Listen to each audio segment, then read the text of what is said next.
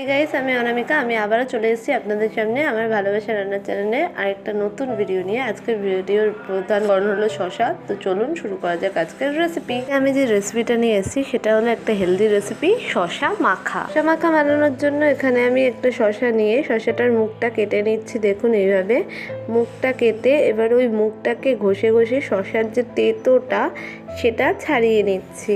এবার আমি শসার খোসাটাকে ছাড়িয়ে নিচ্ছি। দেখুন এইরকম করে আপনি পিলার দিয়েও ছাড়াতে পারেন। আমার কাছে পিলার ছিল না, তাই আমি চাকু দিয়ে এইভাবে করে ছাড়িয়ে নিচ্ছি।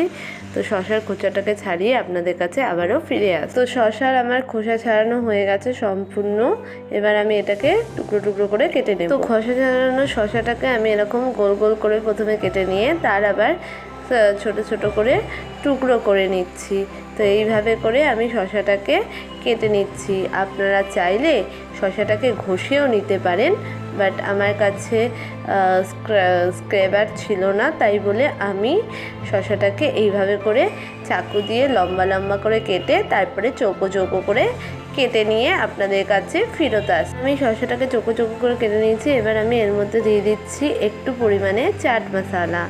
কোনো রকমের মাখামুখিতে চাট মশলা বা বিট নুনটা খুবই জরুরি হয়। আমার কাছে বিট নুন ছিল না, তাই আমি চাট মশলা দিয়ে দিয়েছি। তার মধ্যে দিয়ে দিচ্ছি একটু পরিমাণে লঙ্কার গুঁড়ো। এটা আপনি আপনার পরিমাণ অনুসারে দিয়ে নেবেন। এবার আমি শসার মধ্যে দিয়ে দিচ্ছি একটু পরিমাণে নুন।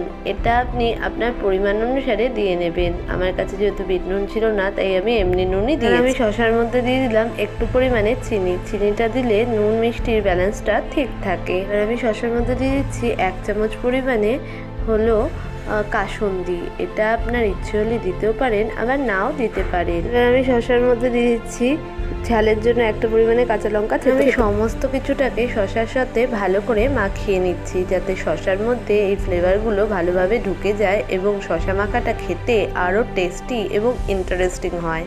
তো এটাকে ভালো করে মাখিয়ে নিয়ে আপনাদের কাছে আবারও আমি ফিরে আসছি। শসা মাখা আমাদের হয়ে গেছে। এবার আমি এটাকে সার্ভ করে নেব একটা বাটিতে। তৈরি এবং সার্ভ হয়ে গেছে আমাদের আজকের রেসিপি, শসা মাখা। রেসিপি তো আমার তৈরি হয়ে গেছে, এবার আমার টেস্ট করার পালা। তো এটা আমি টেস্ট করে দেখছি। এটা জাস্ট চটপটা আর ইয়াম্মি হয়েছে।